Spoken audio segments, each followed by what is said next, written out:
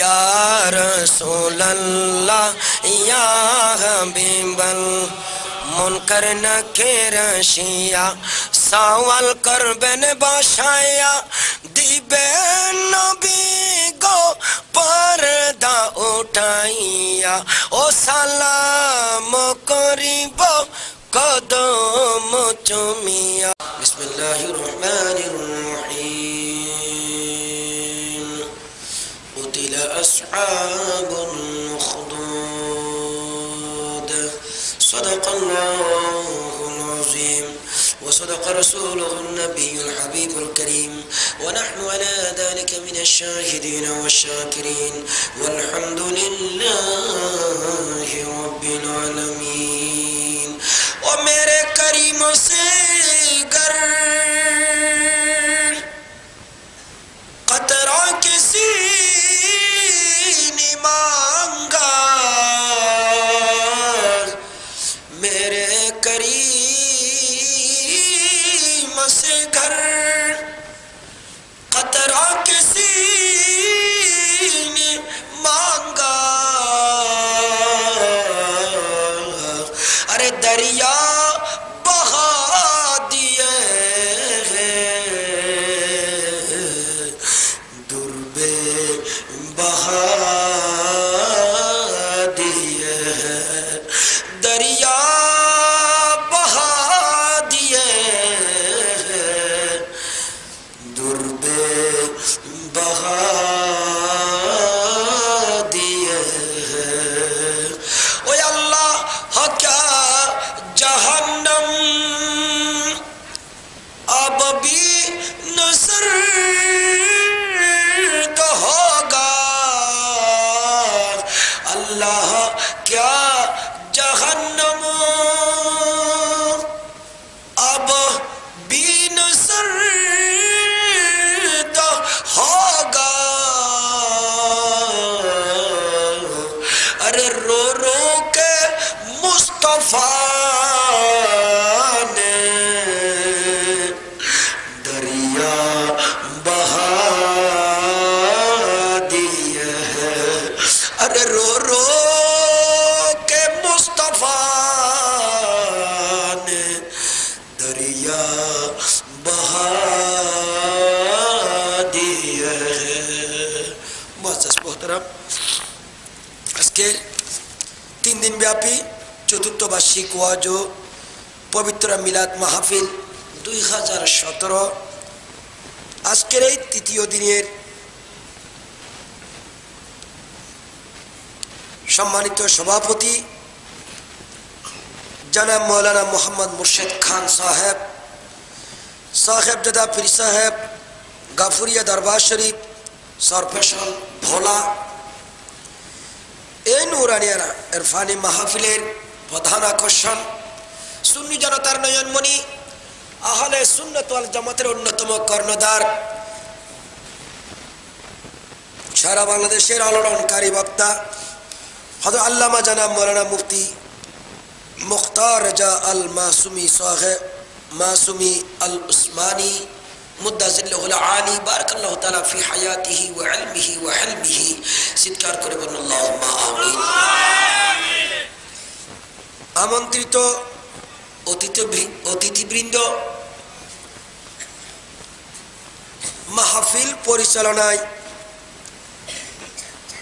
বিশেষ করে যাদের আন্তরিকতায় মহব্বত এই মাহফিল পরিচালিত হচ্ছে, এলাকাবাসী, সর্বস্তরের নবী প্রেমিক অলি প্রেমিকা শিখানে মুস্তফা, পর্দার আড়ালে মা ও বোনেরা, স্কুল কলেজ ইউনিভার্সিটি মাদ্রাসার পড়ুয়া অরুণ প্রাণের তরুণ ছাত্র ভাইরা, আমার বাবার বয়সী দাদার বয়সী মুরিবের একরাম, সমবয়সী বন্ধুরা, সকলকে আমি অন্তরস্থল থেকে মোবারকবাদ জানাচ্ছি। এইরকম একটা নুরানি ইরফানি মাহফিলে নিজেদের জীবনের কিছুক্ষণ সময় দেওয়ার আর এই মাহফিলের মাধ্যমে আল্লাহর নবীর সাথে ঈমানের যে কানেকশন হচ্ছে, যে আল্লাহ পাক আমাদেরকে এরকম সুযোগ তৌফিক হায়াত দান করেছেন, সেই মহান আল্লাহর দরবারে জবান খুলে উচ্চ স্বরে মোহাব্বতের সহিত বলুন আলহামদুলিল্লাহ।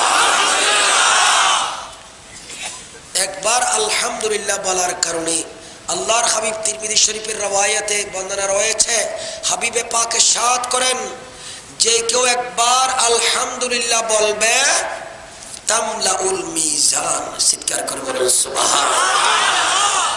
একবার আলহামদুলিল্লাহ বলার কারণে কিয়ামতের ময়দানে মিজানের যে নেকির পাল্লা সেটা পরিপূর্ণ হয়ে যায়, বলেন সুবহানাল্লাহ।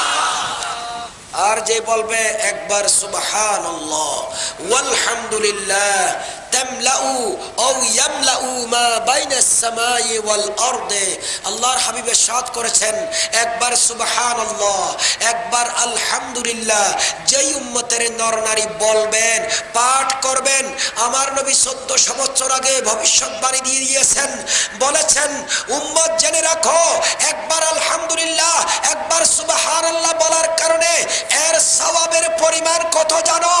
আসমান এবং জমিনের মাঝখানে যত ডিসটেন্স দূরত্ব ফাঁকা জায়গা রয়েছে, একবার সুবহানাল্লাহ আলহামদুলিল্লাহ বলার কারণে অতটুকু পরিমাণ সওয়াব দিয়ে আল্লাহ পূর্ণ করে দেবেন।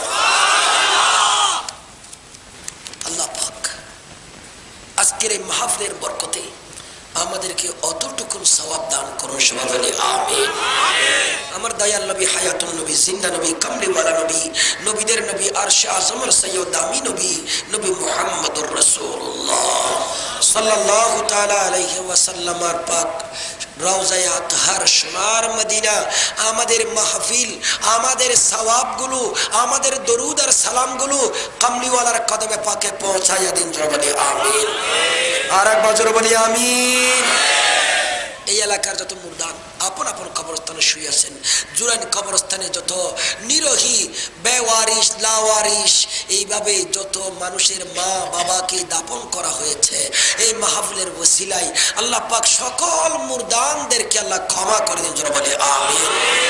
প্যারা হাজরিন, রাত গভীর হয়েছে, ঘুম আসতেছে অনেকের কাছে, যদিও বা ঠান্ডা কমে গেল, এরপরও আপনারা যে বসে আছেন, আমার মাওলানা মাসুম সাহেবের বক্তব্য শোনার জন্য মোবারকবাদ আপনাদেরকে, মোবারকবাদ ওনাকে। আল্লাহ পাক সকলের হায়াতের মধ্যে অগণিত অপুরন্ত বরকত দান করুন, সবাই বলে আমিন। যারা যে কাজে আছি, আপন আপন কাজ কর্ম, ব্যবসা বাণিজ্য, চাকরি বাকরি নকরি, এইভাবে যারা বেকার আছেন, আল্লাহ পাক সকলের রিজিকের মধ্যে বরকত দান করুন, বলে আমিন। প্যারা হাজরিন, 3 দিন ব্যাপী মাহফিল বড় একটা নসিবের ব্যাপার। কমপক্ষে 2 জন করে হলো আলেম আপনাদের সামনে কোরআন ও হাদিসের আলোকে আলোচনা করেছেন। ডেলি 3 জন করে, মাশাআল্লাহ 9 জন আলেম, মোট 10, তিলকে আশারাতুন কামেলা, 10 জন আলেম 3 দিন পর্যন্ত আলোচনা আপনাদের সামনে পেশ করেছেন। এর মধ্যে যদি একটি হাদিসের উপর যদি আমল হয়ে যায়, আর এটি যদি আল্লাহর দরবারে কবুল করায় নিতে পারি, একটি হাদিস, একটি আয়াত, একটি ওয়াকিয়া, একটি তাসবিহ, একবার দরুদ, একবার সালাম যদি আল্লাহর দরবারে কবুল করায় নিতে পারি, আমাদের জিন্দেগির গুনাহগুলো মাফ হয়ে আল্লাহ পাক আমাদের জন্য বেহেশত ওয়াজিব করে দিতে পারে। পারে কিনা, পারে কিনা? সেই নিয়তে, সেই মোহাব্বতে আপনারা বসে আছেন, বসুন। পেয়ারা হাজরিন, প্রায় সময় এই হাদিসগুলো আমরা আলোচনা করে থাকি। মুসলিম শরীফের কিতাবুত তাওবা, মুসলিম শরীফের 2য় খণ্ডে কামিল ক্লাসে সিলেবাসভুক্ত সেই হাদিসে পাক আল্লাহর নবী ইরশাদ করেছেন, বনি ইসরায়েলের একজন মহিলা বেশ্যা মেয়ে, দেহ ব্যবসা করে, সেই মহিলা রাস্তা দিয়ে হেঁটে যাচ্ছে, দেখতেছে কুকুর পড়ে আছে, জিহ্বা বের করে দিয়েছে, কাদা আইয়াতুলাহুল আতাশু, মনে হচ্ছে কুকুরের সে পিপাসায় তাকে জান কবজা করবে, জান শেষ করে দেবে। মহিলার দিল নরম হলো, এক পর্যায়ে দূরে দূরে পানি বের করলো, পানি পেল, পানি নেওয়ার ব্যবস্থা নাই, সেই জায়গায় গিয়ে নিজের ওড়নাটাকে ছিঁড়ে ছিঁড়ে টুকরা টুকরা করে রশি বানালো, নিজের চামড়ার মৌজের সাথে বেঁধে দিল, ওখান থেকে নিচ থেকে পানি উঠালো। আল্লাহর হাবিব ফরমাচ্ছেন, কুকুরের মুখে পানি দেওয়ার সাথে সাথে কুকুর দাঁড়াইয়া গেল। কি দোয়া করেছেন আল্লাহর রাসূল জানেন, কিন্তু আল্লাহ রাব্বুল আলামিন খুশি হয়ে গেলেন। ইলহাম হচ্ছে, মহিলা সারা জিন্দেগি তুমি জিনা করে, অপবাদ, অন্যায় কাজ করে যেই কবিরা গুনাহ করেছো, আমার সৃষ্টি জগতের নিকৃষ্ট একটি জানোয়ারকে পানি রাজি হয়ে গেলাম তোমার জিন্দেগির গুনাহ মাফ করে দিলাম।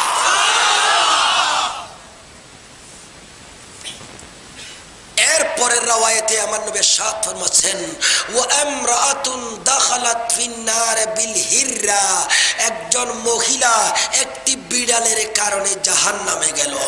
বর্ণনা করতেছেন পেয়ারা নবী, ঘটনা হচ্ছে ওই ভদ্র মহিলা সারা রাত দাঁড়ায়া দাঁড়ায়া নফল নামাজ পড়ে, সারাদিন নফল রোজা রাখেন, এমন একজন ভদ্র মহিলা আবেদা সুয়ালেখানে কারাবান্দি। তার ঘরের মধ্যে কোন সময় একটি বিড়াল প্রবেশ করেছে, বিড়ালটাকে ধরলো, ধরার পর বেঁধে রাখলো। লাম তুতিমাহা ওয়া লাম তুরসিলাহা, আল্লাহর হাবিব বলেন ওই মহিলা বিড়ালটাকে ছেড়েও দেয় নাই এবং নিজে তাকে কোনো খাবারও দেয় নাই। হাত্তা মাতাত, এক পর্যায়ে বিড়ালটা মৃত্যুবরণ করলো। আমার আল্লাহ নারাজ হয়ে গেল। এলহাম হচ্ছে বান্দি, আমি আল্লাহর ভয়ে ইবাদত করো, জিন্দেগি যাই করো, আমার খোদার জগতের ছোট্ট একটা প্রাণীর প্রতি তোমার মায়া নাই, দয়া নাই। আমার জগতের ছোট্ট একটা বিড়ালকে হত্যা করার ব্যাপারে তোমার মায়া হলো না। ও বান্দি, আমি আল্লাহ তোমার উপর নারাজ হইলাম, আমি তোমার জিন্দেগির সমস্ত নেক আমলগুলো বরবাদ করে দিলাম, তোমার জন্য জাহান্নাম ওয়াজিব করে দিলাম। আল্লাহ পারে কিনা? জবান খুলে বলুন পারে কিনা? তো আমরা আজকে এইরকম একটা আশা বর্ষা নিয়ে যদি বসি, আল্লাহর নবীর দরবারে যদি একটা দরুদ কবুল করাইতে পারি, একটা তাসবিহ যদি কবুল করাইতে পারি, থাকবো সেই জুরাইন কবরস্থানে, থাকবো মিরপুর কবরস্থানে, থাকতে হবে আমাকে গুলশান কবরস্থানে, থাকতে হবে বিভিন্ন কবরস্থানে। বাবার আমার সেই দিন আর আমল করার কোনো সুযোগ আসেনি। আসুন আমরা একটু, আমার ভাই বহু আলোচনা করেছেন, এগুলোর উপর যাতে আমল করতে পারি। সাথে সাথে আমি গুনাহগার একটি আয়াত তেলাওয়াত করি, সংক্ষিপ্ত আয়াত, এরপরে চেষ্টা করবো ইনশাল্লাহ যতসময়ে আমরা অনুষ্ঠান শেষ করার জন্য। আমি বড়ই ক্লান্ত। গত রাতে আমার দুইটা মাহফিল ছিল ব্রাহ্মণবাড়িয়া, একটা থেকে একটা অনেক দূরত্ব। সকাল 9:30 মাহফিল করে বাসায় আসলাম, এরপর জুমা, এরপর আরেকটা মিলাতে গেলাম, মাগরিবের পরে মাদার টেকে ফোন 2 ঘন্টা আলোচনা করে এখানে আসলাম। তো যাই হোক, সব কিছু মিলে শরীরের উপর বড় জুলুম হচ্ছে। আপনাদের মহাব্বত, এমন একটি জায়গায় বসলে হয়তো বা এমন লোকও এখানে আছেন, আল্লাহর বান্দা আছেন, যারা হাত উঠালে একজনের হাতের বরকতে সকলের দোয়া কবুল হয়ে যাবে। কথা বলেন আছে না নাই? আছে না নাই? হাদিসে পাকের মধ্যে এসেছে, বান্দা যখন এরকম জায়গায় বসে তখন আল্লাহ পাক খুশি হয়ে যান। যেখানে কোরআন তেলাওয়াত হয়, যেখানে আল্লাহ জিকির হয়, তো আল্লাহ রাব্বুল আলামিন ফেরেশতাদেরকে পাঠিয়ে দেন, ও ফেরেশতারা যাও বলে দাও আমি আল্লাহ রাব্বুল আলামিন তাদের সকলকে মাফ করে দিলাম। ফেরেশতারা এসে দেখে ডানে বামে এদিকে সেইদিকে কতগুলো গুনাহগার আছে, খারাপ লোক আছে। তো ফেরেশতারা আল্লাহর দরবারে গিয়ে বলতেছেন, আল্লাহ আপনি তো মাফ করে দেওয়ার কথা বললেন, দেখলাম এখানে বড় পাপিষ্ট লোকগুলো আছে, এরা কি মাপ পাবে? আমার আল্লাহ রাব্বুল আলামিন বলেন, হুম কওমুন লা ইয়াশকা জালিসুহুম। আল্লাহর পাক রব্বুল আলামিন হাবিবে কিবরিয়ার জবান দিয়ে ফরমান, ও আমার ফেরেশতারা জেনে রাখো, মনে রাখো, তাদের মাঝে ওই আল্লাহর বান্দা যারা নেককার, আল্লাহর ওলি সুফিয়া ইকরাম, তারা যে মজলিসের মধ্যে আছেন, ওই মজলিসের ডানে বামে যত গুনাহগার আছে, ওই গুনাহগার গুলো আল্লাহর ওলির দরবারে গুনাহ যায় আমি আল্লাহ মাফ করে দিলাম। তাদের গুনাহ ওই বদকার লোকের কারণে কোনো অনুষ্ঠানের ক্ষতি হয় না। অর্থাৎ আল্লাহর ওলির দরবারে যে রহমত বরকত নিয়ামত নাজিল হয়, আমি আল্লাহ আমি যে মাফ করে দিলাম, আল্লাহর ওলির ওসিলায় বদকারও মাফ পেয়ে যাবে। আল্লাহ মাফ করতে পারে কিনা? আচ্ছা, আল্লাহ যদি মাফ করে দেন, এখানে কেউ কি মামলা করার কেউ আছে? আল্লাহ এর মাফ করলেন কেন? আল্লাহ এরকম বলার কেউ নাই। সেই হিসেবে বাবার আমার সূরা আল বুরুজ এটার মধ্যে একটি আয়াত, ওয়ামা নাকামু মিনহুম ইল্লা আন ইউমিনু বিল্লাহ, তাদের কোনো অপরাধ নেই, অপরাধ অন্যায় নাই। হ্যাঁ, তাদের দোষ একটাই, তারা আল্লাহর উপর ঈমান এনেছে। আল্লাহর উপর ঈমান আনার কারণে এই তাদের দৃষ্টিতে এটাই অপরাধ। এই অপরাধের কারণে আসহাবুল উখদুদ, সেই সময়ে আসহাবুল উখদুদ অগ্নিকুণ্ড প্রতিষ্ঠা করে আগুন জ্বালিয়ে যে বাদশার অনুসারীরা মানুষদেরকে হত্যা করেছে, ঈমানদারদেরকে হত্যা করেছে, আগুনের মধ্যে ফেলেছে, তাদের অপরাধ একটা, তারা আল্লাহর উপর ঈমান এনেছে। আল্লাহর উপর ঈমান আনা কি এটা কি অপরাধ? কথা বলেন, অপরাধ? এটা কি অপরাধ? এটা ইনসাফ, এটা দাবি, এটা হক, এটা ন্যায় নীতি। কিন্তু আমার আল্লাহ বলেন এরা তো অন্যায় করে নাই, একটা কাজ করছে, তারা আল্লাহর উপর ঈমান এনেছে। অনেক লম্বা ঘটনা, আমি আপনাদেরকে শুধু ইশারা দেবো এখানে কয়েকটি মাসালা বলার জন্য। আপনারা দেখলো তাফসির খুললে এই ঘটনা পাবেন। সূরা বুরুজ শরীফ যদি খেলেন শেষ পারা, সেখানে দেখবেন যে কোনো বাংলা তাফসির করলে, যে কোনো আরবি তাফসির করলে এই ঘটনা আপনারা সহজে পাবেন। আমার ভাইরা, মুরব্বীরা, হাদিসে পাকের মধ্যে বিশেষ করে জালালউদ্দিন সুয়ুতী রাহমাতুল্লাহ তাআলা আলাইহি আদ-দুররুল মানসুর ফিল হাদিসিল মা'সুর, এই কিতাবের মধ্যে বেশ কতটুকুন হাদিস এখানে মধ্যে তিনি জমা করেছেন। আমি সংক্ষেপে আপনাদেরকে শুধু ইশারা দিচ্ছি। সিরিয়ার দক্ষিণ অঞ্চলের ঈসা আলাইহিস সালামের পরে এক বাদশা ছিল বড় জালেম। কি আপনাদের অসুবিধা হচ্ছে? ওটাওটি করবেন না, সংক্ষেপে শেষ করব।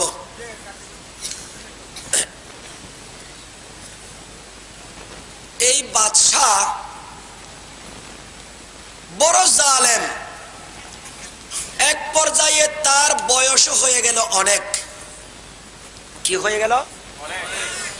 জুলুম করে করে সারা জীবন চলতেছে। তার এই বাদশাকে টিকে রাখার পিছনে একটি শক্তি ছিল। ওই শক্তিধর নাম ব্যক্তির নাম বা সে ব্যক্তি, সে হচ্ছে একজন জাদুঘর। নাম কি?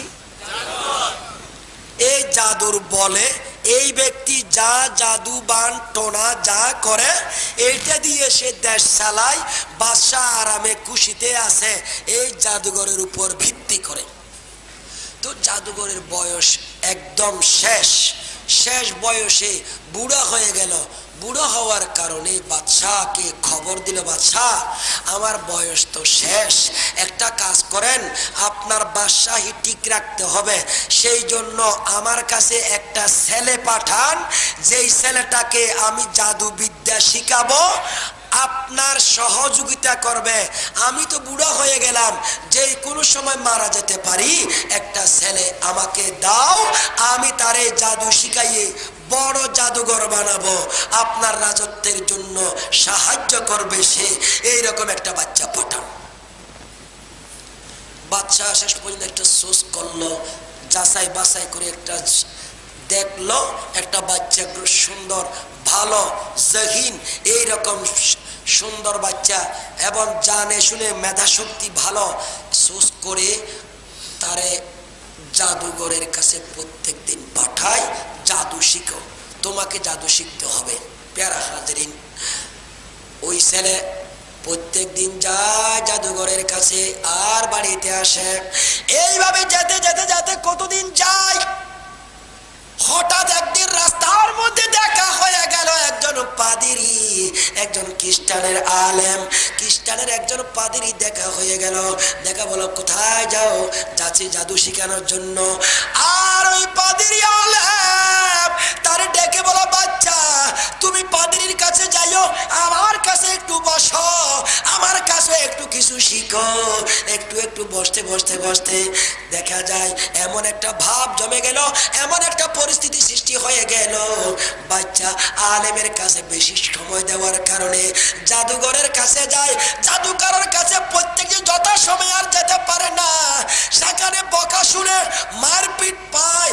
আবার জাদুঘরের যখন ঘরের দিকে ফিরে আবার যাওয়ার সময় সে পাদ্রীর কাছে আবার বসে, বাড়িতে যাওয়ার সময় দেরি হয়ে যায়। ফলে মা বাবা আঘাত করে, উভয় সংকট আলেমের সাথে বসার কারণে দুই সংকট দেখা দিল। জাদুঘরও পিটায়, আবার মা বাবাও পিটায়। এমত অবস্থায় যেতে যেতে যেতে অনেকদিন যখন চলে গেল, হঠাৎ রাস্তার মধ্যে দেখা যায় বড় একটা সর্প। আল্লাহু আকবার বলেন। বিরাট এক সর্প দেখা গেল। এত বড় সাপ রাস্তার মধ্যে পড়ে আছে, আর মানুষ চলাচল করতে পারে না, এদিক সেদিক যেতে পারে না। মানুষ ভয়ে রাস্তা পারাপারের দরকারও হয়, যেতে পারে না। তখন এই বাচ্চার যখন দেখা হলো, সবাই বলল, বাচ্চা তুমি একটা কাজ করো দেখি, তুমি তো জাদু শিখতেছ, এই সাপটাকে নাড়ানোর ব্যবস্থা করো। বাচ্চার পরীক্ষা শুরু হয়ে গেল। বাচ্চা বলে, মনে মনে বলে, আমি জাদুর কারণে এটাকে নাড়াইতে পারবো না। জাদু শিখি জাদুঘরের কাছে, শরীয়তের আলেম শিখি আলেমের কাছে। এই আলেম যদি সত্য হয়ে থাকে, হাতের মধ্যে একটা পাথর নিয়ে আল্লাহু আকবার, বিসমিল্লাহ আল্লাহু আকবার বলে যখন সাপের গায়ের উপর মারলো, মুহূর্তের মধ্যে সাপ মরে গেল। জোরে বলেন সুবহানাল্লাহ, আরো জোরে বলেন আল্লাহু আকবার। এত বড় সাপ একটা পাথর মেরে ছোট বাচ্চা আরো মরে কিভাবে? এই ঘটনা দেখে গোটা এলাকার মধ্যে খবর হয়ে গেল, একটা ছোট বাচ্চা, এই বাচ্চা সেই বাচ্চা, যে বাচ্চাটা বড় সাপকে মারতে পারে, হত্যা করতে পেরেছে, এটা কোনো সাধারণ সন্তান না, এটার মধ্যে বহু কিছু আছে। এক পর্যায়ে এলাকার মধ্যে বড় প্রকাশ পেয়ে গেল। বাদশা ডাকা হলো, বাদশা তেসরাকে ডাকলো, এ বাচ্চা তোমার এখন পরিপূর্ণ শিক্ষা হয়েছে কিনা, এবং তুমি কোন কারণে এই সাপটাকে মারতে পারলে? তখন বাচ্চা বড় জবান খুলে বলতেছেন, আমি এই সাপ মারার পিছনে জাদু শক্তি দিয়ে নয়, আমি আমার আল্লাহর শক্তি দিয়ে সাপ মারতে পেরেছি। বলেন সুবহানাল্লাহ। কার শক্তি দিয়ে? আল্লাহ। তো বাদশা বলে উঠল, তোমার কি আমি ছাড়া কি আর একটা খোদা আছে? আমি ছাড়া কি তোমার আর খোদা আছে? তো সে বলল, হ্যাঁ আমার একটা খোদা আছে। হায় কাছে খোদা কে? কিন্তু আগেই শিখিয়ে দেওয়া হয়েছে, পাদ্রী বলেছে তুমি আমার সন্ধান দেবে না, কারণ বাদশা শুনলে আমারও হত্যা করে দেবে। প্রিয়ারা হাজিরিন, এক পর্যায়ে ঘটনা বের করতে করতে লম্বা কাহিনী, বাদশার খবর নিতে নিতে নিতে নিতে যেই পাদ্রী তার যা এলম শিখাইছে শরীয়তের, সেই এলম পানেওয়ালাকে শিক্ষা দিল। পাদ্রীকে ডাকানো হলো, পাদ্রী শেষ পর্যন্ত শিকার গেল, হ্যাঁ আমারও একজন খোদা আছে তুমি ছাড়া, যার নাম লা ইলাহা ইল্লাল্লাহ, লা ইলাহা ইল্লাল্লাহ। আল্লাহু আকবার বলেন। বাবার আমার, এক পর্যায়ে বাদশাহ ওই আলেমকে হত্যার ব্যবস্থা করলো, আর ছেলেটারও ডেকে বলো, ছেলে এই ছেলেটারও হত্যা করো। যখন সে আমার খোদা মানে না, আর একজন খোদা মানে, আমার রাজ্যের মধ্যে অন্য এমন কোন লোক থাকতে পারবে না যে আমার অনুসারী হবে না, অন্য খোদা মানে, আমি আমাকে খোদা যারা মানবে না তারে হত্যা করা হবে। শেষ পর্যন্ত লোক নিয়োগ করে দেওয়া হলো, বাদশার দরবারের বড় বড় অস্ত্রধারী মানুষদেরকে নির্ধারণ করে দেওয়া হলো, এই বাচ্চাটাকে বলে, তোমরা সমুদ্রের মধ্যে নিয়ে যাও। তোমরা প্রথমে তারে সমুদ্রে নিয়ে আমারে মানবে কিনা জিজ্ঞাসা করবে, যদি না মানে নিক্ষেপ করে তারে শেষ করে দিও। এই কথা বলার পর নিয়ে যাওয়া হলো।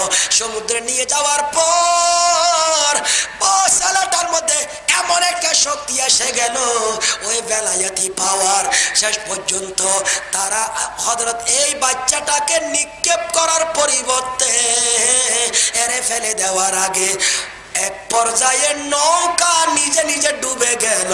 বাচ্চা সেখান থেকে রক্ষা পেয়ে বাদশার বাড়িতে হাজির হয়ে গেছে। কি হলো? এরাই মল্ল, তিনি চলে আসলো। আর কিছু লোককে ডাকলো, এরা পাহাড়ের উপর নিয়ে নিক্ষেপ করো। আগে বলবে আমাকে খোদা মানে কিনা, না মানলে ফেলে দাও। নিয়ে যাওয়া হলো। সেখান থেকে নিক্ষেপ করার সময় ওনাকে যারা নিক্ষেপ করবে এরা নিজেরা পড়ে গেল, উনি পড়ে নাই। একে একে একে একে এইভাবে অনেক ঘটনা ঘটে গেল। শেষ পর্যন্ত বাদশা তারা ডেকে বলল, এই ছেলে তুমি বলো দেখি তোমারে কিভাবে হত্যা করা হবে। আল্লাহু আকবার। তো ছেলে বলে দিয়েছে, একটা জমায়েত করেন, লোক ডাকেন, আমি সেই সময় বলবো আমারে কিভাবে হত্যা করা যায়। আল্লাহু আকবার বলেন না? এটা সহিহ হাদিস। শেষ পর্যন্ত হাজার হাজার মানুষ জমায়েত হলো। তখন বাচ্চা বলে উঠল, আমাকে হত্যা করতে পারবেন তখন, কখন? যে আমাকে যখন বাঁধবেন, আমাকে যখন আঘাত করবেন, মারার সময় বলতে হবে এই বাচ্চার খোদার নামে আমি হত্যা করতেছি। চিৎকার করে বলুন সুবহানাল্লাহ। আল্লাহর নাম ধরে যদি আমাকে হত্যা করতে পারো করো, তাহলে আমার মৃত্যু হবে, এর আগে মৃত্যু হবে।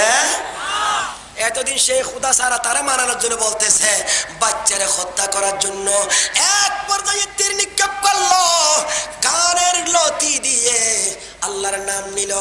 এই বাচ্চার বিসমিল্লাহির রব্বাহাদাল গোলাম, এই গোলামের রবের নামে তার তীর মারলাম। এই কথা বলতে দেরি মুহূর্তের মধ্যে দেখা যায় তীর এদিক থেকে লেগে এদিকে বের হয়ে গেল। বাচ্চা মৃত্যুবরণ করলো। জোরে বলেন ইন্না লিল্লাহি ওয়া ইন্না ইলাইহি রাজিউন। হাজার হাজার মানুষ বুঝতে পারলো বাদশা বাচ্চারে হত্যা করার জন্য এই গোলামের খোদার নাম ধরেছে, সেই আসল খোদা না। সমস্ত মানুষ যারা ছিলেন সেদিন সকলে বাচ্চার এই ঘটনা দেখে বড় করে চিৎকার করে করে মজলিসের মধ্যে পড়ে দিলেন, লা ইলাহা ইল্লাল্লাহ ঈসা রাসূলুল্লাহ। চিৎকার করে বলুন সুবহানাল্লাহ। বাবার আমার, এত মানুষ যখন মুসলমান হয়ে গেল, বাদশা ভয় পেয়ে গেল। শেষ পর্যন্ত বাদশা একে একে একে বাচ্চারা হত্যা করার পর সবগুলোরে হত্যা করার জন্য অগ্নিকুণ্ড, বড় অগ্নিকুণ্ড জ্বালালো। সেখানে অনেক আগুন, শখের অনেক কাঠ, হাজার হাজার টনে টনে কাঠ ফেলানো হলো, জ্বালানো হলো। একে একে ডেকে ডেকে সে মুসলমানদেরকে আগুনে নিক্ষেপ করা হচ্ছে। হয়তো রব তোমাদের খোদার নাম ছাড়ো, আমাকে খোদা মানো, না মানলে আগুনে। একে একে একে হাজার হাজার হাজার হাজার ইমানদারদেরকে অগ্নিকুণ্ডে নিক্ষেপ করলো। শেষ পর্যন্ত এক মা তার ছোট বাচ্চাকে কোলে নিয়ে ঈমান আনার কারণে সেখানে হাজির হয়ে গেল। বাদশা ধরে আনলো বাচ্চা, ছোট বাচ্চাটাকে নিজের বুক থেকে টেনে নিয়ে জালেমরা যখন আগুনের মধ্যে নিক্ষেপ করলো, মা কাঁদে, চোখের পানি ছেড়ে দিয়ে কাঁদে, আল্লাহ আবার বাচ্চা কোনো অপরাধ করে নাই, অন্যায় করে নাই, আজকে এই জালেম বাদশা আমার বুক থেকে টেনে নিয়ে আমার বাচ্চাকে জ্বলন্ত আগুনে পুড়িয়ে ফেললো। কাঁদতে কাঁদতে হঠাৎ সেই অগ্নিকুণ্ড থেকে বাচ্চা চিৎকার করে ডাক দেন, ও মা তুমি কেঁদো না। চোখের পানি ছেড়ে দিয়ে দিও না। আসলে এটা দেখতে অগ্নিকুণ্ড, প্রকৃতপক্ষে এটা হচ্ছে জান্নাতের একটা বাগান। মান রাআনি ফিল মানাম লা তামাসসুহুন নার। আল্লাহর হাবিব বলেন, ও আমার উম্মতের নর-নারীরা, আমি নবী ইন্তেকালের পরে যারা আমাকে স্বপ্ন দেখবে, আমি নবী ওয়াদা দিয়ে যাচ্ছি জাহান্নামের আগুন ওই মানুষকে স্পর্শ করবে না। পেয়েছি হাদিসে দেখিলে আপনাকে জীবনের গুনাহ জড়িয়া পড়ে, ও দয়া করিয়া দিবেন গো দেখা, ও দয়া করিয়া দিবেন গো দেখা। ইয়া রাসূলুল্লাহ ইয়া হাবিবাল্লাহ, ইয়া রাসূলুল্লাহ ইয়া হাবিবাল্লাহ। পাই যদি নবী গো দিদার আপনার, মৌতের কষ্ট থাকিবে না আমার, থাকবে? পাই যদি নবী গো দিদার আপনার, মৌতের কষ্ট থাকিবে না আমার, ও দয়া করিয়া দিবেন গো দেখা, ও দয়া করিয়া দিবেন গো দেখা। ও আমার ভাইরা, সূরা বুরুজের এই আয়াতের ব্যাখ্যার মধ্যে আল্লামা জালালউদ্দিন সুয়ুতী রাহমাতুল্লাহ তাআলা আলাইহি আদ-দুরুল মনসুর কিতাবের মধ্যে লম্বা বেশ কয়েকটি হাদিস নকল করেছেন। এই ঘটনা বর্ণনা করতে গিয়ে শেষ পর্যন্ত কয়েকটি বিষয় স্পষ্ট করে দিলেন।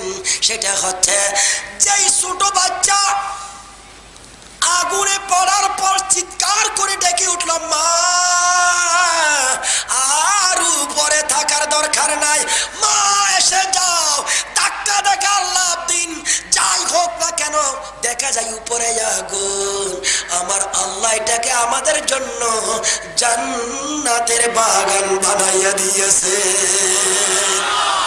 বাবার আমার, এই হাদিস দ্বারা প্রমাণ হয় বাদশারা জালিম জুলুম করার পরও আগুন জ্বালাইলেও দেখতে আগুন, কিন্তু সেই আগুনে স্পর্শ করে না ইমানদারকে। কথা বলেন ঠিক কিনা? দুই নম্বর হচ্ছে, ওই ছোট বাচ্চা যে একজন আলেমের পাদ্রীর কাছে গিয়ে যে শরীয়তের জ্ঞান শিখেছেন, এমন জ্ঞান শিখেছেন দুনিয়ার এমন কোন লোক নাই তারে হত্যা করার, বাদশাও তারে হত্যা করতে পারে নাই। যতক্ষণ আল্লাহর নাম, আল্লাহ পাকের নাম মোবারক যখন পর্যন্ত উচ্চারণ করে নাই, ততক্ষণ বাচ্চারে হত্যা করতে পারে নাই। এই পাওয়ার দিল কে? আল্লাহ। জোরে বলেন কে? একজন ছোট বাচ্চা যদি আল্লাহ তারা বেলায়েতের পাওয়ার দিতে পারে, যে বেলায়েত দিয়ে সাপ মারতে পারে, যেই বেলায়েত দিয়ে অন্য অন্য মানুষ যারা তারা হত্যা করতে যায় তারা হত্যা হয়ে যায়। ও বাবার আমার, ওই বেলায়েত, ওই পাওয়ারের নাম যাদেরকে দেওয়া হয় তাদেরকে বলা হয় আল্লাহর ওলি। কথা বলেন ঠিক কিনা? তো সেটা অস্বীকার করার কোন সুযোগ আছে? আছে নাই। না থাকে এই বিশ্বাস যারা করে, যারা ওলি মানে, ওলির পাওয়ার মানে, ওলি আল্লাহর কারামত মানে, ওলি আল্লাহর সাথে সম্পর্ক করে, তাদের জন্য কি আছে একটু আমরা আলোচনা করি। পেয়ারা হাজিরিন, লাগলে লাভ কি? মুসলিম শরীফের হাদিস, বাবু সুজুদে ওয়া ফাদলিহি, মিশকাত শরীফের মধ্যে একটা অধ্যায় শিরোনাম রয়েছে, সেখানের মধ্যে আমরা বিভিন্ন ক্লাসে পড়াই। আল্লাহর নবীর এক সাহাবীর নাম হচ্ছে সৈয়দনা রবিয়া আল আসলামী। রবিয়া, কথা বলবেন, রবিয়া আল আসলামী। তিনি বর্ণনা করতেছেন, কুনতু আবিতু মা রাসূলিল্লাহ সাল্লাল্লাহু তাআলা আলাইহি ওয়াসাল্লাম ফাআতাইতু ওয়াদুহু ওয়া হাজাতা। হযরত রবিয়া বলেন, আমি আল্লাহর নবীর সাথে সফরে হাদরে সর্বাবস্থায়, মুকিম অবস্থায়, সফর অবস্থায় আমি নবীর সাথে থাকি। নবীর প্রয়োজনে নবীর খেদমতগার হিসাবে সর্বাবস্থায় আমি থাকি নবী সাথে কোন এক সময় আমি দয়াল নবী রহমতুল্লাহ আলমিনের জন্য ওযুর পানি এনে দিলাম, আমি তার জন্য হাজাত সারানোর জন্য পানি এনে দিলাম। গভীর রাত, আল্লাহু আকবার কর। আমার নবী তাহাজ্জুদের নামাজ পড়ার জন্য যখন গভীর রাত্রে উঠলেন, বারান্দার মধ্যে তিনি পড়ে আছেন। এমত অবস্থায় আল্লাহ নবীর জন্য পানি নিয়ে গেলেন, উযু সারানোর ব্যবস্থা করলেন, হাজাত সারানোর ব্যবস্থা করলেন। দয়াল নবী, আমার আপনার নবী, ও বাবার আমার, নবীর প্রেমিকা আশেক হলে লাভ কি দেখুন, নবীর গোলাম হলে লাভ কি দেখুন। হযরত রাবিয়া আল্লাহর নবীর খেদমত যখন রাতে পানি নিয়ে আসলেন, আল্লাহর নবীর রহমতের জোয়ারের মধ্যে এসে যান আর বলেন, রাবিয়া সাল্লি ইয়া রাবিয়া, ও রাবিয়া রে, তুমি আমার এত খেদমত করেছো, এত পরিশ্রম করেছো, এত মহব্বত রাখো, রাত দিন আমার সাথে থাকো, আজকে রাত্রে আমি তোমারে দেব। ইয়া রাবিয়া সাল্লি, তুমি আমি নবী থেকে চাও। আওয়াজটা ছোট, একটু একটু বেজালো আছে, কারণ নবী থেকে চাইবো কেন? এতদিন পর্যন্ত শিখে আসলাম আল্লাহ ছাড়া কারো থেকে চাওয়া শিরিক, তো নবী থেকে চাইবো এইটা তো শিরিকের সাথে আমি সুবহানাল্লাহ কেমনে বলি? এই কারণে গিয়ে বেজালের জায়গার মধ্যে জাল পড়ে গেছে। বেজালের মধ্যে কি? বেজালের জাল বুঝেননি? বেজালের মধ্যেও জাল আছে, আছে না নাই? ফরমালিনের মধ্যে 2 নম্বর ফরমালিন আছে, আছে না নাই? আর বাবা কথা আছে না নাই? তো এখানে বেজালের মধ্যে জাল পড়ে গেছে। মানি নবী নিজে বলতেছেন সালনি, রবিয়া তুমি আমার থেকে চাও, নবী বলতেছেন আমার থেকে চাও, তো চাইতে পারে কার থেকে? যিনি দিতে পারেন। জোরে বলেন সুবহান আল্লাহ।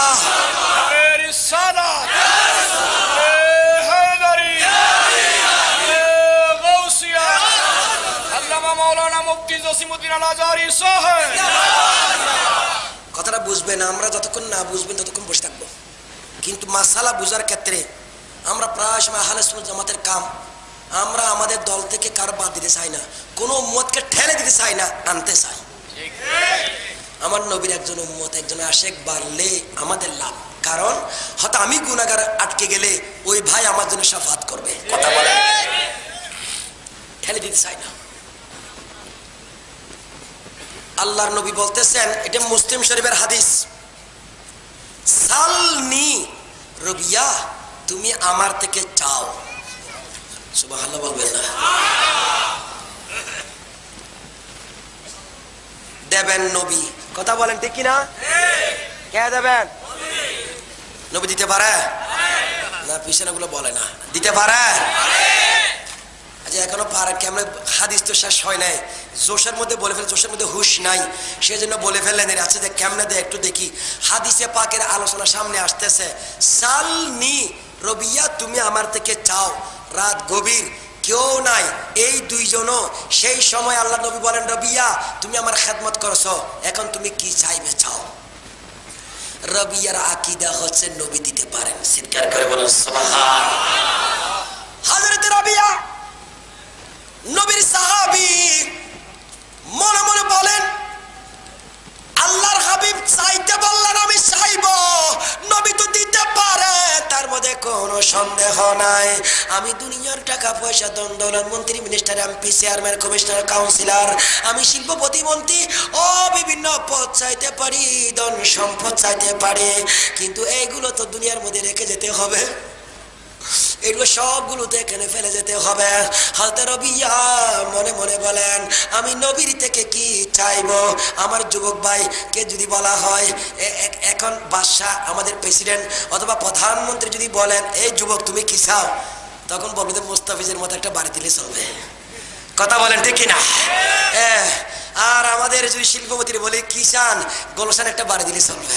এইরকম বিভিন্ন রকমের আমরা চাহিদা চলবে। কথা বলেন ঠিক কিনা? বাবা জবান খুলে বলেন ঠিক কিনা? কিন্তু আমার নবীর সাহাবীরে সালাক, এরা কেউ যারা আজকে অনেক ভাইরা বলেন নবীর সাহাবায়ে কেরাম মিয়ারে হক নেহি, এটা যে গোলাম আবুল আলম মওদুদী সাহেব বলেছেন যে নবীর সাহাবায়ে কেরাম সত্যের মাপকাঠি না। দেখুন বাবার আমার, আল্লাহর নবীর সাহাবী প্রত্যেক উদুল, কুল্লুহুম উদুল। আমার নবীর সমস্ত সাহাবায়ে কেরাম ইসলাম ন্যায় পরায়ণ সবার উপর নির্ভর করা যাবে। অপর হাদিসের মধ্যে আমার নবী ইরশাদ করেছেন, ও আমার উম্মতারা রে, আমার সাহাবায়ে কেরামের মিসাল হচ্ছে আসহাবি কান্নুজুম বিআইহিম ইকতাদাইতুম ইকতাদাইতুম। আমার সাহাবায়ে কেরাম হচ্ছে আকাশের তারকার মতো। যদি মোল্লা মাঝি গভীর সমুদ্রে একটা তারকা দেখে, ওই তারকা দেখে দেখে যখন যেভাবে কুল কিনারায় পৌঁছে যেতে পারে, আমার একজন সাহাবীকে যদি তোমরা অনুসরণ করো, সিরাতুল মুস্তাকিম পেয়ে জান্নাতি হয়ে যেতে পারবা।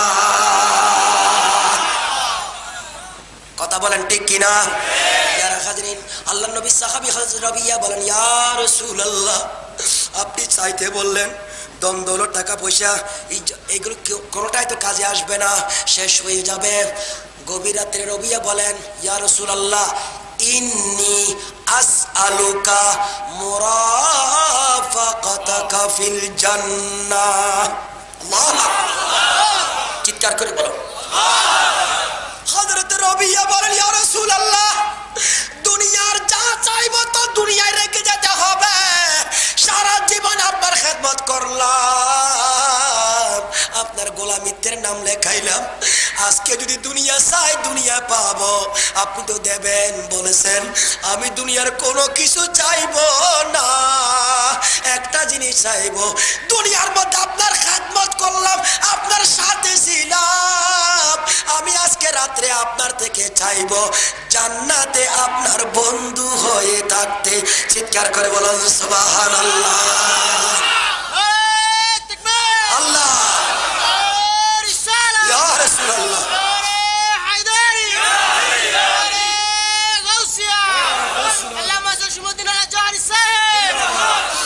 ইন্নী আসআলুকা মুরাফাকাতাকা ফিল জান্নাহ। জান্নাতে আমি আপনার সাথে থাকতে চাই। প্যারা নবীর কাছে সাহাবী চাচ্ছেন জান্নাত, নবী জান্নাত দিতে পারে, সাহাবায়ে কেরামের আকীদা। চিৎকার করে বলেন সুবহানাল্লাহ। কথা বলেন ঠিক কিনা? তা আপনার ইবাদত বندگی কি জন্য? আল্লাহ আল্লাহ রাসূলকে খুশি করে পরকালে টিকে না বেহেশত, নাকি আর কিছু? তাহলে বোঝা যায় নবী যদি জান্নাত দিতে পারে, তো জান্নাত যিনি দেবেন এরে বাদ দিয়ে জান্নাত পাওয়া যাবে? পাওয়া যাবে? আমার ভাইরা না বুঝার কারণে কোন ভাই আবার নবীরে তালাক দেয়, আছে না নাই? নবীরে তালাক দেয়, ফতোয়া দিচ্ছে। যারা নবীকে নূর মানে সেই নবীর তালাক দিল বলে, যারা নাকি নবীর ইলমে গায়েব জানে নবীর তালাক দিল। যেই নবী হাজির নাজির হতে পারে সেই নবীর তালাক দিয়েছে মোল্লা। ও মোল্লা, জানো না নবী তালাক পাওয়ার জিনিস নয়, পাত্র নয়। তালাক দেয় স্ত্রী রে, নবীর তালাক দেওয়া যায় না। নবী হলেন ঈমানের মূল। চিৎকার করে বলেন ঠিক না? ঠিক। তো যেটার ঈমানের তালাক দেয় এটা হিন্দু হয়ে গেছে।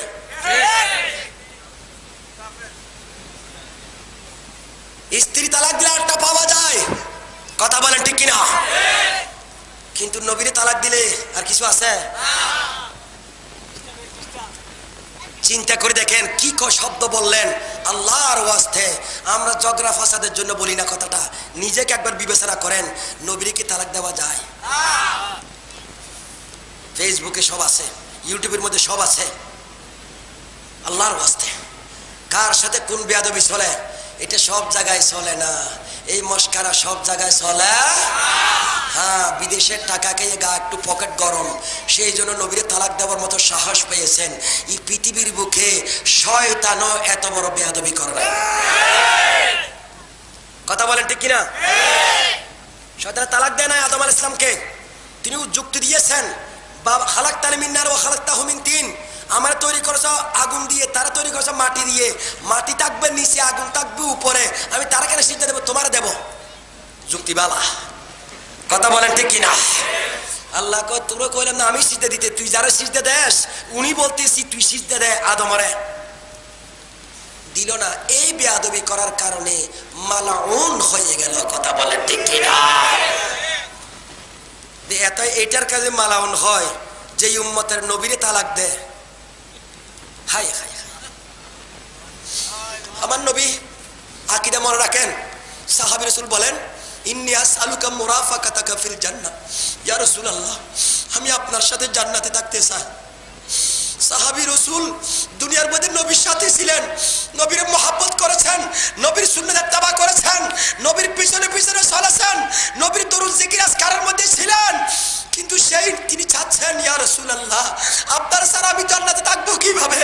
আমি আপনার সাথে জান্নাতে থাকতে চাই। নবী বলেন না, সাহাবী, জান্নাতে তুমি আল্লাহর কাছে চাও, আমি কি জান্নাত দিতে পারি? নবী তা বলেন নাই। হাদিসের পরিভাষা হচ্ছে আওয়া গায়রা যালিক, তুমি তো জান্নাতে আমার সাথে থাকবে, গ্রান্টেড হয়ে গেছে, কবুল হয়ে গেছে। আওয়া গায়রা যালিক, তোমার আর কিছু দরকার থাকলে বলো। জোরে বলেন সুবহানাল্লাহ। আওয়া গায়রা যালিক, আর কোনো কিছু দরকার আছে বলো। সাহাবী রাসূল বলেন, ইয়া রাসূলুল্লাহ, যদি আপনার সাথে যদি জান্নাতে থাকতে পারি, জান্নাতে যদি আপনার সঙ্গে থাকতে পারি, আপনার গোলাম হয়ে থাকতে পারি, হুয়া যাকা, এটাই আমার যথেষ্ট। কি বুঝলেন বাবার আমার? আল্লাহর পেয়ারা নবী মুহূর্তের মধ্যে এক সাহাবীকে জান্নাতে নবীর সাথে থাকার বন্দোবস্ত করে দিলেন। চিৎকার করে বলেন সুবহানাল্লাহ। একই বসায় কূপের পাশে আমার নবী একসাথে বলে দিলেন, আবু বকর ফিল জান্নাহ, ওমর ফিল জান্নাহ, ওসমান ফিল জান্নাহ, আলী ফিল জান্নাহ। একে একে একে 10 জন সাহাবীকে আমার নবী জান্নাতের বেশারা সার্টিফিকেট বিতরণ করেছেন। পারে কিনা? জোরে বলেন, পারে কিনা? শুধু তাই না, আমার নবী হযরত হাসান হোসেন সম্পর্কে বলেন, আল হাসানু ওয়াল হুসাইনু সাইয়্যিদা শাবাবে আহলিল জান্নাহ ওয়া ফি রাওয়ায়াতিন শুববানে আহলিল জান্নাহ। আমার নবী বলেন, আমার এই হাসান আর হুসাইন এই কোন 6 বছর হয় নাই, এই 2 জন বাচ্চা জান্নাতের সমস্ত যুবকদের সরদার। জোরে বলেন সুবহানাল্লাহ, তাকবীর, আল্লাহ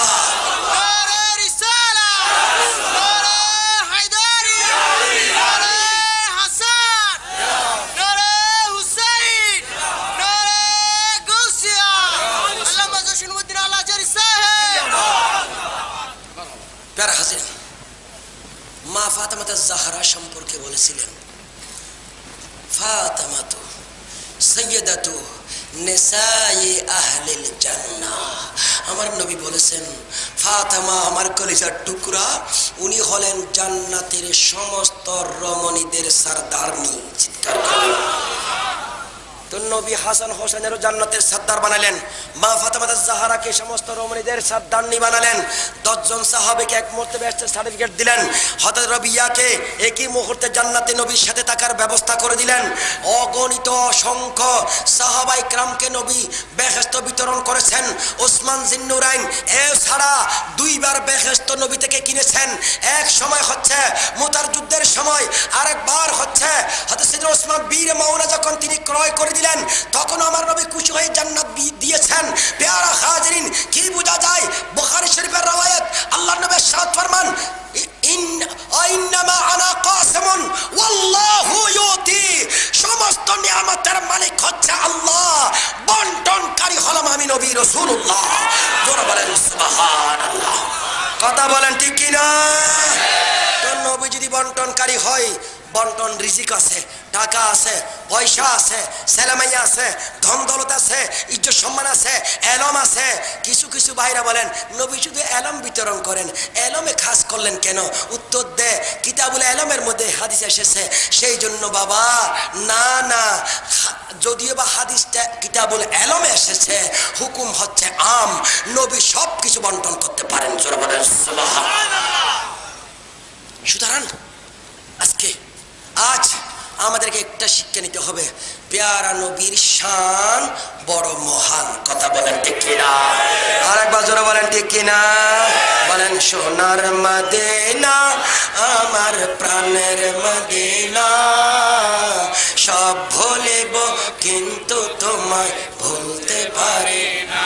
জোরে, সোনার মদিনা আমার প্রাণের মদিনা, সব ভুলিব কিন্তু তোমায় ভুলতে পারি না। ও ভুলিনি, ভুলব না, ভুলতে পারি না, ভুলিনি, ভুলব না, ভুলতে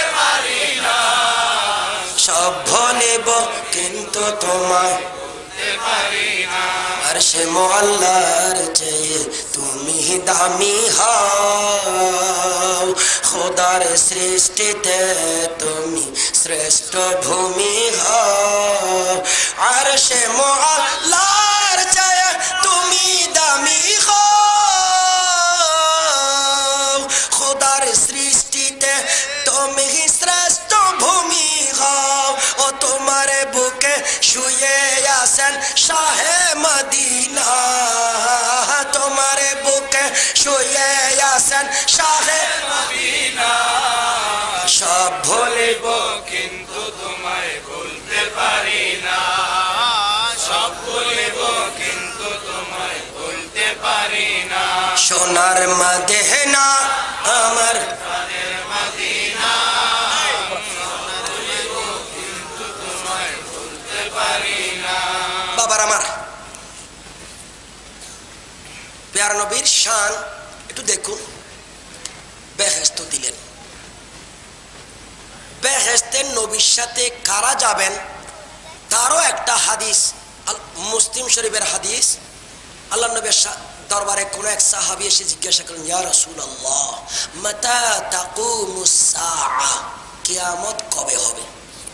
আল্লাহু আকবার বলেন। আচ্ছা নবীর সাহাবায়ে কেরাম আমাদের মতো কি এরকম ফালতু জানি না জানি বুঝি না বুঝি সব প্রশ্ন করতেন? এইরকম কি নবীর সাহাবায়ে কেরাম ছিলেন? কথা বলেন, ছিলেন? কারণ আমার দেশের মধ্যে পাগলের একটা হিসাব আছে। পাগলে বলে, শ্বশুর আব্বা তুমি বিয়ে করেছো?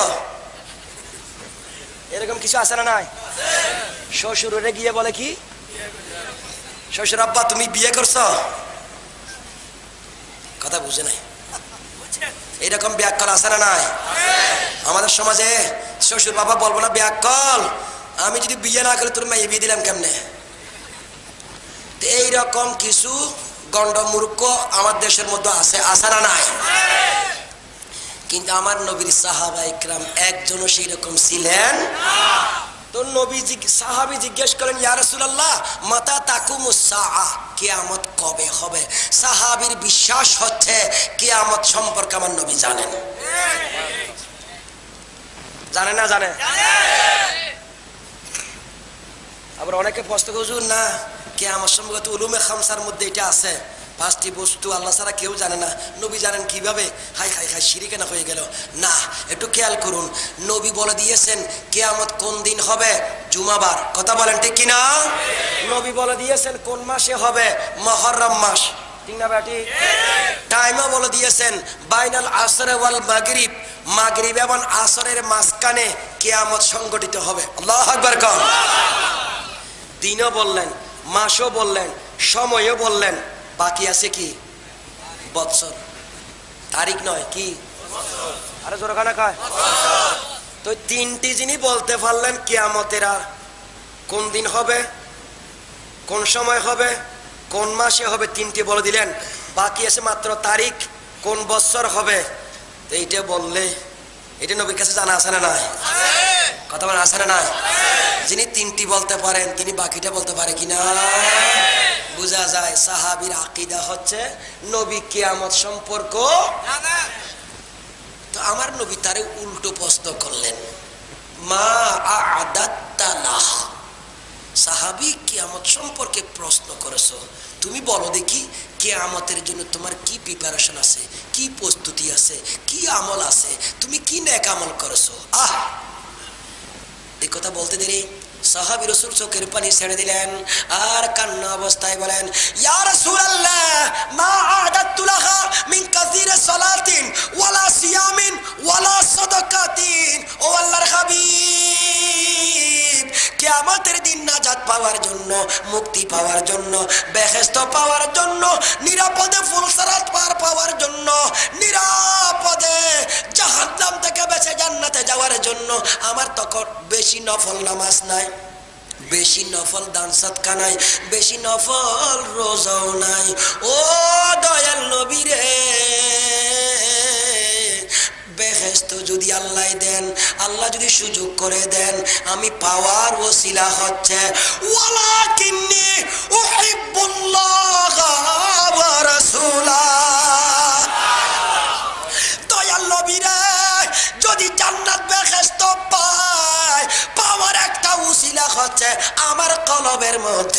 আল্লাহ বল আল্লাহ রসুলের ভালোবাসা আছে। বেহেশত যদি পাই এই ভালোবাসা দিয়ে পাবো। আমলগুলো করে যাচ্ছি, করতে হবে, কবুল হতে পারে নাও হতে পারে, ভালোবাসার মধ্যে ভেজাল নাই। চিন্তা করবেন, কথা বলেন ঠিক কিনা? তো উনি নবী জিজ্ঞেস করেন আমল কি? উনি বলেন ভালোবাসা আছে। আমার নবী তারা তো বলতে পারতেন, আমি তোমার জিজ্ঞাসা করলাম আমল কি আছে। আমার দেশে এরকম প্রশ্ন করলে বলবো যে আমার কাটি আছে, আমার এই আছে, আমার সেই আছে। আরে বোঝা, বড় বড় বোঝা আছে। কি কন, কি প্রশ্ন করলে? এটা সোজা প্রশ্ন, একদম শর্ট প্রশ্ন। কত আমল জানেন আমার? ওই উত্তরবঙ্গে আমার এক হুজুর গেলেন মাহফিলে, আসর নামাজ পড়েন এক হুজুরের পিছনে। তো হুজুর আসর নামাজের পরে সালাম ফিরে সিদ্ধা দিলেন। হুজুর জিজ্ঞেস করেন, হুজুর আস্তে জিজ্ঞেস করেন, হুজুর সিদ্ধা দিলেন কেন? এত তো ভুল কিছু দেখি নাই, কেন আপনি সিদ্ধা দিলেন? উত্তরে বলতেছে, আসেন না না না, এরকম কোনো বড় ভুল হয় নাই, একটু ছোট্ট ভুল হয়েছে। কি ভুল হইল? পিছন থেকে একটু বাতাস গেছে। পিছন দিয়ে কি গেছে? একটু করে বাতাস গেছে। আসলে পিছন থেকে বাতাস গেলে কি সিদ্ধা দেয়? হ্যাঁ,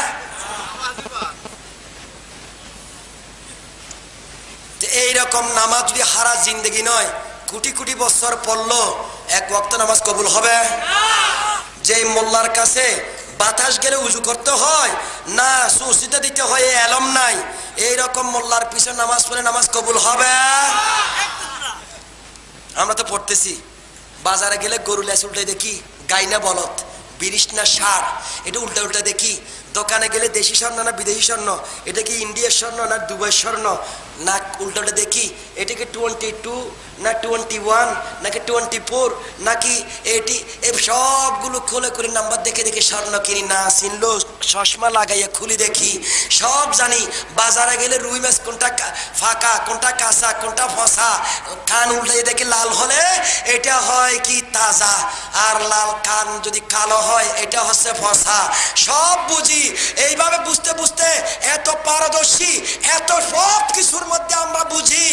কিন্তু যদি ইমান আকীদার ব্যাপার বলা হয়, মসজিদের ইমাম কেমন রাখছেন জিজ্ঞেস করলে, আরে আমরা আওয়াম মানুষ কি বুঝি, ইমামের উপর উঠাই দিলাম, যদি ভুল করলে করলো, আমার কি আছে যায়। তো এইরকম যদি দোকানে গিয়ে যদি বলতেন, ভাই স্বর্ণ দেন, 20,000 টাকা আনছি, যেটা দিবেন দেন, আল্লাহ জানে ভালো। এরকম কেউ বলছে? হ্যাঁ, বাজারে গিয়ে ঈদের সময় ভাই একটা গরু দেন, 1 লাখ টাকা নিয়ে আসছি, তো মরা দিবেন না জীবিত দিবেন আপনি জানেন।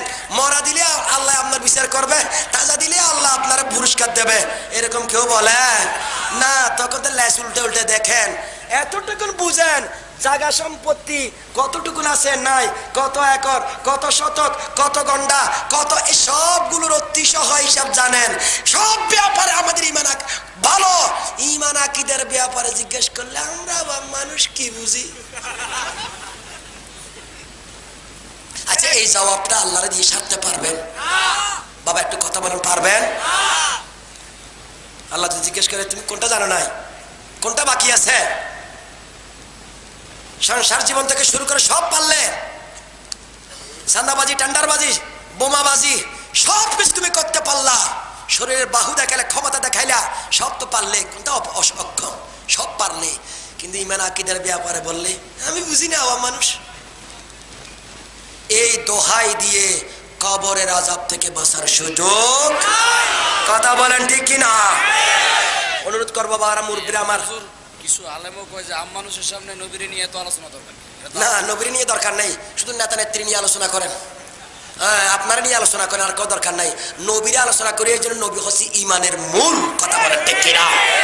সবাই জোরে বলেন ঠিক কিনা? শরীয়ত তরিকত যা পেয়েছি নবীর মাধ্যমে পেয়েছি, কোরআনও পেয়েছি নবীর উসিলায়, হাদিস পেয়েছি নবীর উসিলায়, মসজিদ মাদ্রাসা খানাকা দাড়ি টুপি জুব্বা খাব্বা যা পেয়েছি, এমন কি আমরা দুনিয়া আসার ওসিলাও নবী, জোরে বলেন সুবহানাল্লাহ। তার আসলে কার করব?